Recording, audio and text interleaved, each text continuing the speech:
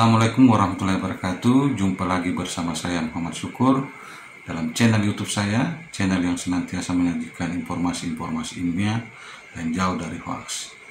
Pada kesempatan kali ini saya akan membahas mengenai dunia ini adalah panggung sandiwara.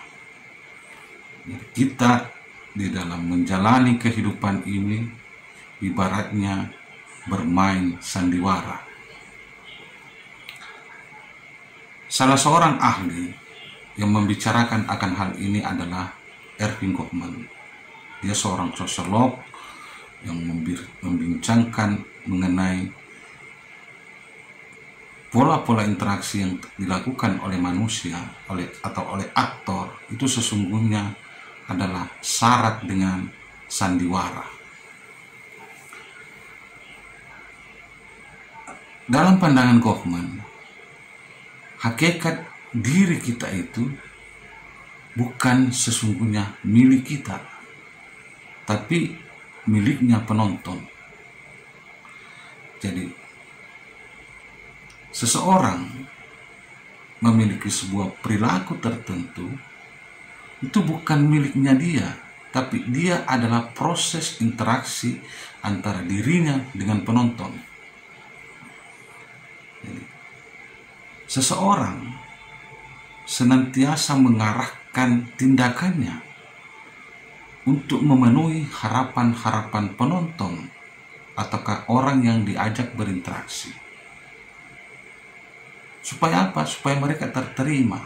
Jadi seseorang akan melakukan apa saja agar orang yang diajak berinteraksi bisa menerima dia. Dan sesungguhnya ketika itu dilakukan, dia kehilangan dirinya. Dirinya bukan lagi yang sesungguhnya, tetapi dirinya adalah hasil interaksi antara dia dengan lawan ataukah orang yang diajak berinteraksi. Jadi betapa kehidupan ini syarat dengan panggung sandiwara, syarat dengan kepura-puraan.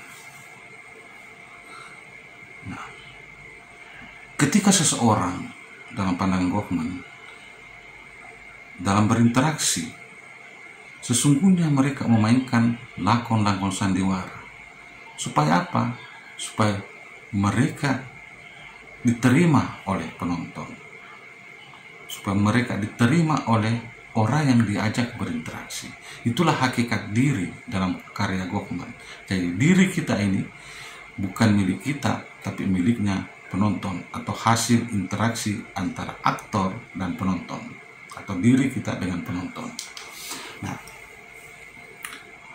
konsep lain dari Erving Goffman adalah panggung depan. Jadi ketika orang bermain sandiwara itu ada panggung depannya, ada panggung belakang. Ini diadopsi oleh Goffman untuk menjelaskan interaksi yang dilakukan oleh manusia, oleh aktor yang syarat dengan sandiwara. Nah, atau front stage.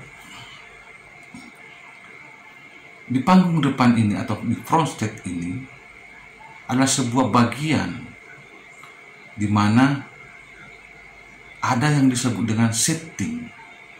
Apa itu setting? Setting itu adalah bagian-bagian atau alat-alat fisik yang harus ada di panggung depan yang bisa menunjang lakon-lakon yang dimainkan oleh aktor. Jadi kita supaya terterima oleh penonton di panggung depan, maka harus memperhatikan setting ataukah benda-benda atau peralatan-peralatan yang mesti ada di dalam menunjang penampilan diri kita. Seorang guru agar bisa terterima dengan baik di hadapan siswanya, maka dia harus memperhatikan setting atau peralatan-peralatan yang menunjang penampilannya dia sebagai sosok seorang guru. Apa misalnya peralatan yang harus ada jika seorang guru itu mengajar? Misalnya, dia harus menggunakan laptop, menggunakan baju yang bagus. Agar apa? Agar dia bisa terterima oleh penonton. Jadi, seorang penyanyi misalnya yang tampil di atas panggung, maka dia juga harus memperhatikan setting atau benda-benda yang harus ada dalam menunjang ke penampilannya. Bagi seorang aktor penyanyi misalnya, setting itu bisa berupa sound system, bisa berupa mic, bisa berupa piano, gitar, dan lain-lain. Benda-benda ini merupakan peralatan-peralatan yang akan menunjang keterterimaan seorang penyanyi di hadapan penonton. Nah, seorang sopir taksi misalnya, dia harus memperhatikan setting bagaimana taksi yang mereka bawa. Keterterimaan seorang taksi di mata pelanggannya sangat ditentukan oleh peralatan taksi yang mereka gunakan. Jadi setting itu adalah sesuatu benda yang bisa menunjang penampilan aktor di panggung depan. Nah, ada juga di bagian depan yang namanya personal front. Personal front ini adalah barang-barang yang membantu cepat memberi kesan kepada penonton, sehingga penonton dengan cepat bisa mengidentifikasi apa lakon-lakon yang akan dimainkan oleh aktor. Nah, jadi personal front terkait benda-benda yang memberikan kesan kepada penonton, sehingga penonton dengan cepat mengidentifikasi bahwa si aktor adalah akan memainkan lakon ini. Misalnya, dokter dengan stetoskopnya. Stetoskop adalah sebuah personal front. Orang dengan cepat mengidentifikasi bahwa dia seorang dokter, dia akan memainkan lakon dokter karena dia memiliki benda-benda yang disebut dengan stetoskop.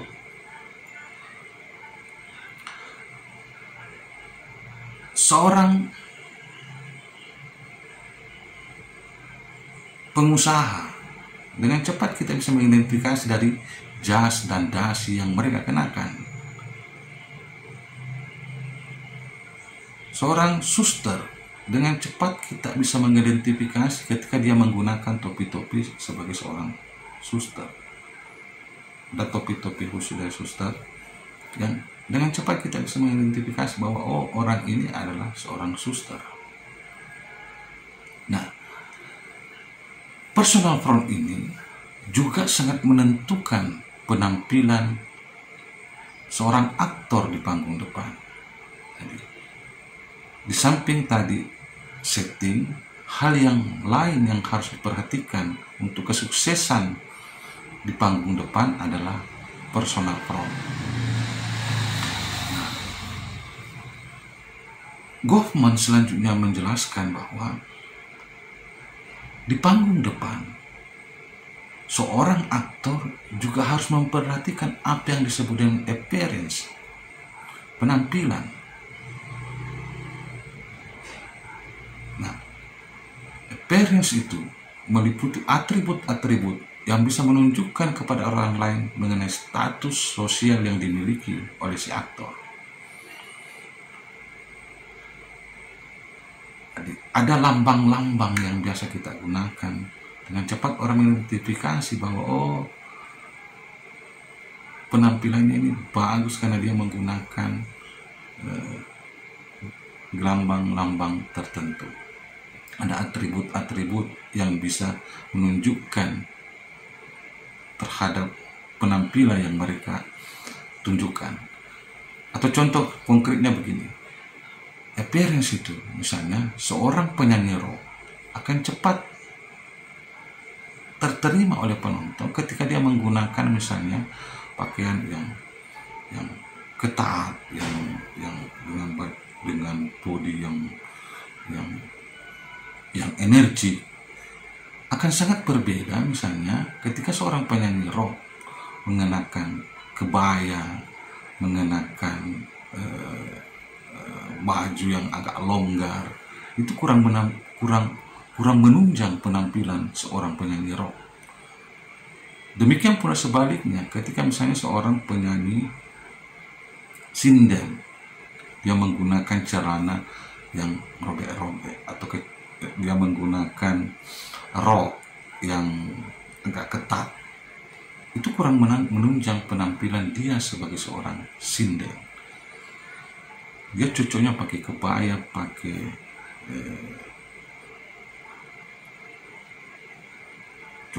kebaya dan pakaian bawahnya yang tidak terlalu menampakkan leku-leku tubuhnya. Nah, itu yang disebut dengan appearance, penampilan. Ini juga sangat menunjang keterterimaan seorang aktor di panggung depan. Hal lain yang perlu diperhatikan oleh seorang aktor adalah gaya. Gaya seorang aktor untuk bisa terterima di hadapan penonton itu harus betul-betul didesain sedemikian rupa agar menunjukkan bahwa memang dia memainkan lakon-lakon yang pantas dengan gaya tersebut. Nah, dengan gaya berteriak-teriak seorang sinden di panggung itu kurang terterima oleh penonton. Tetapi ketika seorang penyanyi rock yang berteriak-teriak panggung, itu akan bisa terterima oleh penonton, karena gaya ini menjadi elemen penting di dalam menunjang keterterimaan seseorang di hadapan penonton. Seorang guru yang mengajar di hadapan muridnya juga harus memiliki gaya, entah dari intonasi, kata-kata yang mereka mainkan, ataukah dia mempermainkan mimik yang mereka miliki di hadapan murid-muridnya. Murid-muridnya adalah penonton, gurunya adalah aktor. Nah, appearance dan manner ini, atau penampilan dan gaya ini juga harus didesain oleh penonton agar bisa terterima harus didesain oleh seorang aktor agar bisa terterima di hadapan penonton. Nah, konsep lain dari Erving Goffman adalah manajemen kesan. Jadi seseorang itu seorang aktor biasanya menyembunyikan hal-hal yang bersifat negatif dari dirinya. Ini cara manajemen kesan yang dilakukan oleh aktor supaya diterima oleh penonton. Jadi dia berusaha menyembunyikan hal-hal yang bersifat negatif dari dirinya. Karena ketika dia memunculkan itu, bisa saja penonton tidak menerima dia, atau orang yang kita ajak berinteraksi tidak menerima kita. Misalnya, ketika seorang guru yang tampil di hadapan muridnya, dia akan menyembunyikan hal-hal yang negatif tentang dirinya. Katakanlah misalnya guru itu seorang pemabuk. Dia tidak akan pernah menyebutkan, ataukah dia akan senantiasa menyembunyikan kebiasaan-kebiasaan buruk dia sebagai seorang peminum di hadapan murid-muridnya. Ini adalah sebuah manajemen kesan yang dilakukan oleh si aktor supaya terterima di hadapan murid-muridnya. Seorang guru terterima di hadapan murid-muridnya. Nah, seorang aktor juga bisa melakukan manajemen kesan dengan menyembunyikan kekeliruan-kekeliruan yang terjadi selama latihan. Jadi, seorang guru misalnya dalam menyiapkan materi untuk dibawakan di hadapan murid-muridnya, bisa saja dia mengalami kekeliruan-kekeliruan pada saat dia menyampaikan materi itu. Nanti dia ulang-ulang baru dia paham isi kandungan materi yang ingin disampaikan. Nah, ketika dia tampil di hadapan murid-muridnya, dia senantiasa akan menyembunyikan kekeliruan-kekeliruan dia pada saat dia belajar untuk menyiapkan materi itu disampaikan ke murid-muridnya. Yang tersampaikan ke murid-muridnya hanyalah kebenaran-kebenaran atau hasil-hasil penyelidikan yang mereka lakoni selama belajar. Itu yang tersampaikan ke murid-muridnya. Bagaimana dia salah saat belajar, itu tidak akan disampaikan ke murid-murid. Dalam rangka apa? Ini dalam rangka supaya mereka lebih terterima di mata murid-murid. Ya, ini adalah manajemen kesan. Nah, aktor juga bisa melakukan manajemen kesan dengan berusaha menyembunyikan hal-hal kotor dalam usahanya untuk mencapai lakon yang mereka mainkan. Lagi-lagi saya ingin memberikan contoh seorang guru. Seorang guru bisa saja dia melakukan sogok ketika dia menjadi guru. Tetapi cara menyogoknya ini atau sogoknya ini tidak akan pernah dia mau ungkapkan di hadapan murid-muridnya. Karena itu akan mengurangi rasa keterterimaan guru di hadapan murid-muridnya. Jadi penghindaran guru untuk tidak menceritakan bagaimana dia melakukan sogok untuk menjadi guru, itu adalah sebuah manajemen kesan. Supaya apa? Supaya muridnya bisa menerima dia sebagai sosok guru yang bisa membanggakan.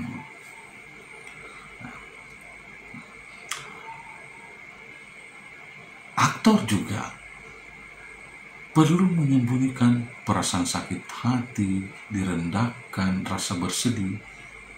Bisa jadi ketika seorang aktor tampil di panggung depan, hatinya lagi gundah gulana. Tetapi itu tidak boleh ditampilkan di hadapan penonton. Karena kalau itu ditampilkan, itu bisa mengurangi keterterimaan dia di mata penonton. Kalau seorang guru yang sakit hati, lantas diekspresikan rasa sakit hatinya itu ketika dia mengajar di hadapan murid-muridnya, itu akan kurang terterima dengan baik di hadapan murid-muridnya. Makanya salah satu manajemen kesan yang diungkapkan oleh Goffman adalah seorang aktor itu senantiasa menyembunyikan perasaan-perasaan yang bisa mengganggu penampilan dia di hadapan penonton. Rasa rendah diri, rasa sakit hati, perasaan galau, gundah gulana, itu berusaha disembunyikan. Dia senantiasa berusaha ceria di hadapan penonton, supaya dia bisa terterima dengan baik di hadapan orang lain, di hadapan orang yang mereka ajak berinteraksi. Nah, ini adalah sebuah mistifikasi. Jadi seseorang senantiasa memistikkan penampilan-penampilan mereka dengan membatasi jarak antara dia dengan penonton. Jadi, konsep lain dari Erving Goffman adalah mystification. Jadi, seorang aktor berusaha menjaga jarak agar dia tidak terlalu dekat kepada penonton. Sebab kapan penonton terlalu dekat, sangat mengenal kepribadian si aktor, itu bisa mengurangi rasa keterterimaan penonton terhadap si aktor. Jadi kedekatan dalam konteks ini adalah kemampuan penonton untuk mengetahui lakon-lakon atau perilaku yang dimainkan si aktor di panggung belakang, atau dia mengetahui latar belakang si aktor. Kesuksesan penampilan di panggung depan sangat juga ditentukan oleh mistifikasi yang dilakukan oleh si aktor, berusaha menjaga jarak dengan penonton. Penonton tidak boleh terlalu jauh mengetahui kehidupan pribadi daripada si aktor, supaya orang bisa kagum. Kalau orang sudah tahu kepribadian kita, sudah tahu siapa sebenarnya kita yang sesungguhnya, itu menjadi kurang terterima dengan baik. Nah, kemudian konsep lain dari Erving Goffman adalah panggung belakang atau backstage. Di panggung belakang ini berbagai macam lakon-lakon non formal yang tidak resmi boleh muncul. Nah, sedapat mungkin panggung belakang ini harus tertutup oleh penonton. Penonton tidak boleh masuk ke panggung belakang. Sebab kapan penonton masuk menyerobot ke panggung belakang, maka ini sangat mengganggu keterterimaan seorang aktor di panggung depan.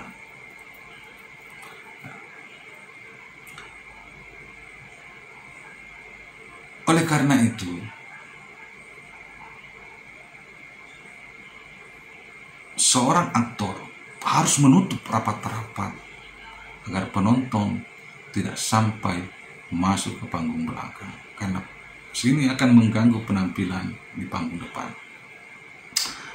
Jadi katakanlah misalnya seorang tentara yang berkumis tebal, dia seorang bos di kantor, sangat disegani oleh anak buahnya. Nah, ketika anak buahnya datang ke rumahnya, berkunjung ke rumahnya sebagai panggung belakang daripada misalnya saya menganalogikan tentara ini, dan dia melihat bahwa si bosnya yang begitu galak di kantor ternyata di rumah dia sangat patuh terhadap istrinya. Berbagai pekerjaan-pekerjaan di rumah seperti mencuci, memasak, dia lakoni. Malah istrinya banyak memberikan perintah kepada si bos ini. Nah, tentu dengan penglihatan anak buah dari si tentara yang galak di kantor ini bisa mengurangi penghormatan dia kepada bosnya, karena dia sampai menyerobot masuk ke panggung belakang. Dia melihat, wah ternyata bosnya di rumah takut sekali sama istrinya. Berbagai pekerjaan-pekerjaan rumah tangga di rumah seperti mencuci, memasak, dia lakoni. Padahal di kantor sangat dia tegas, luar biasa, sangat kita segani. Nah, anak buah yang masuk ini menjadi berkurang penghormatannya terhadap si bos. Kenapa? Karena dia masuk menyerobot ke panggung belakang. Jadi dalam pandangan Erving Goffman, kesuksesan penampilan di panggung depan itu sangat ditunjang juga oleh panggung belakang, ketertutupan panggung belakang. Karena di panggung belakang berbagai perilaku-perilaku non formal itu biasa dilakoni. Nah, kemudian jadi backstage ini atau panggung belakang ini adalah tempat atau suatu situasi di mana seorang aktor, seorang individu tidak perlu bertingkah laku sesuai dengan harapan-harapan orang lain, tapi dia berperilaku apa adanya. Jadi, bisa dikatakan bahwa backstage ini adalah sifatnya sangat mempribadi, di mana orang lain tidak perlu menyaksikan aktivitas pribadinya. Nah, jadi terjaga betul agar orang lain tidak mengetahui kepribadian kita. Sebab kapan orang lain mengetahui ini, maka ini sangat mengganggu keterterimaan kita di hadapan orang yang kita ajak berinteraksi atau di hadapan penonton kita. Saya kira itu penjelasan singkat terkait dengan dunia ini panggung sandiwara. Saya ingin mengatakan bahwa berdasarkan perspektif teori ini, betapa berpura-puranya kita di dalam kehidupan ini. Karena apa yang kita mainkan di panggung depan itu bisa jadi sangat kontras dengan apa yang kita lakukan di panggung belakang. Sekian dari saya, mudah-mudahan ini ada manfaatnya bagi para sahabat, subscriber, dan yang sempat menonton channel YouTube saya. Sekian, assalamualaikum warahmatullahi wabarakatuh.